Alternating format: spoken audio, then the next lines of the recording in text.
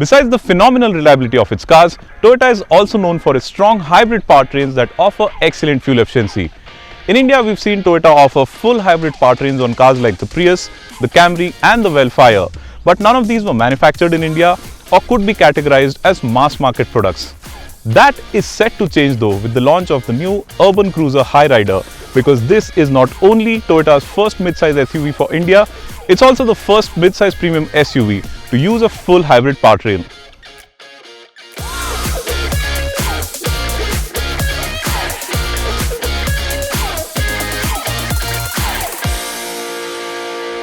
The midsize premium SUV segment has gained tremendous importance over the past half decade, but Toyota is entering it only now, and it's nice to see the car maker bring in its hybrid technology into this segment. Hybrid powertrains are far more fuel efficient than standalone petrol engines, which translates to far lower running costs and also far lesser emissions, and that makes the Hyryder a very important offering in this segment. Toyota sells a lot of good-looking compact and mid-size SUVs internationally, and the Urban Cruiser Hyryder here, it particularly reminds me of the RAV4 with its design. In fact, the overall roundedness, the curved edges, everything actually makes for a very fresh-looking face here. The Hyryder's grille looks very distinctive, and like a lot of new age SUVs, the actual grille with the mesh to let air through sits down, while the top part is more of an adornment. In the Hyryder's case, it gets a carbon fiber like slat with a chrome lining splitting it into two, which further continues to split the daytime running lamps as well. The bumper looks muscular, and besides the actual grille, it also houses the headlamp units, which are LED projectors. The Hyryder looks relatively simpler from the sides with no sharp lines, while the wheel arches are square shaped and house 17-inch diamond cut alloy wheels wrapped in 215 section Apollo tires. The rear end looks interesting, particularly thanks to the dual C-shaped tail lamps here, but unlike a lot of new SUVs, Toyota has not given the Hyryder a strip of LED lights that run across the width of the boot lid, and instead has given this SUV a chrome garnish here. I also like how the rear lights are split and the reverse lamps sit in a separate cluster at the bottom, which helps the Hyryder look more modern and upmarket from the rear. Overall, the Hyryder is thus a very appealing looking SUV, especially since it does not look too butch or sharp and has a rather friendly appearance from most angles. The interiors here look and feel premium as you would expect for this segment, thanks to the dual tone brown and black theme and the soft touch panels on the dashboard and the door trims, this freestanding 9-inch infotainment screen, and considering that this is a strong hybrid, it also gets a fully digital instrument cluster display. There's a sense of premiumness to the cabin right from the word go, while the design does remind of Toyota's other SUVs, particularly the Fortuner, thanks to the center console design.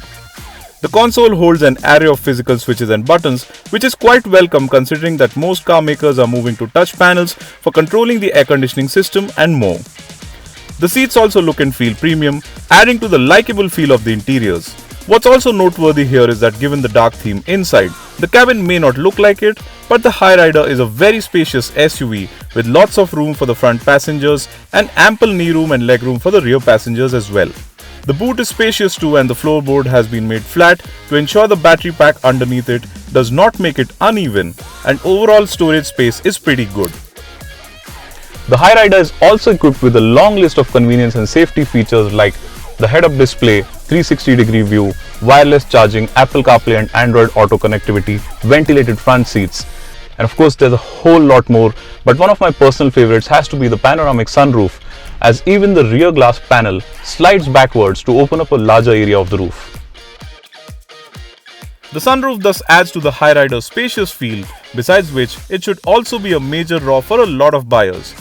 That said, the roof lining is a translucent fabric which lets in a lot of natural light even when shut, but it will also let in a lot of heat inside the cabin during summers.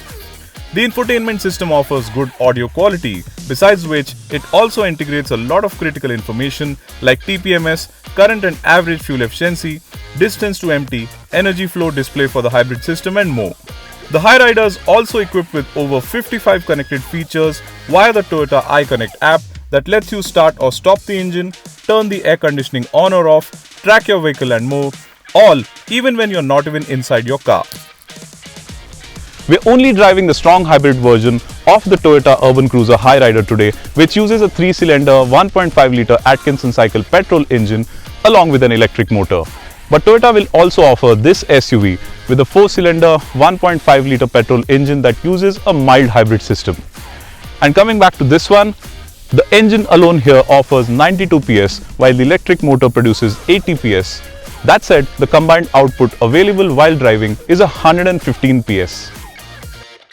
Peak torque offered by the strong hybrid powertrain is rated at 122 Nm, all sent to the wheels via an eDrive transmission. That said, this being a strong hybrid, the transmission does not offer manual control and you do not get paddle shifters or a manual mode on the selector lever. You do get a dedicated EV mode and driving modes though, along with a B mode on the drive selector lever, which increases the regeneration force through strong deceleration when you take your foot off the throttle, thus helping the battery pack recharge itself faster. Like any strong hybrid, the engine does not get cranked when you press the start button and you take off in pure EV mode. And in fact, the engine only comes on when you press hard on the throttle to get more performance or when the battery pack for the hybrid system needs to be recharged. So the primary role of the engine is to recharge the battery pack, which also means that loads on the engine are far lower unless when called for to offer stronger performance, which is what helps in making the petrol engine in the Hyryder far more fuel efficient than normal petrol engines, since the electric motor largely takes on the bulk of the load. So there's a sense of calmness when driving the Hyryder in EV mode, and in fact I get this distinct feeling of driving an electric vehicle, but when the engine comes on, it does make itself heard inside the cabin. That said, one of the biggest talking points about this powertrain has to be the claimed fuel efficiency number of 27.97 km per litre, which is one of the highest numbers in the country today. Toyota claims the Hyryder's strong hybrid powertrain will be about 40% more efficient than regular petrol engines, so one can expect it to offer 18 to 20 km per litre in city driving, which is comparable to small hatchbacks with conventional petrol engines. The Hyryder is effectively one of the first mass-market hybrid cars in India, besides the Honda City Hybrid launched recently, and well, besides finding favour with a lot of buyers, the Hyryder should also help in educating the masses about the benefits of hybrid powertrains, something that has been lacking in the Indian market. Another segment first here is the all-wheel drive system, but we're not getting to experience that today because that is on offer only with the mild hybrid version and not the strong hybrid. What this one gets instead are driving modes which alter the driving experience slightly.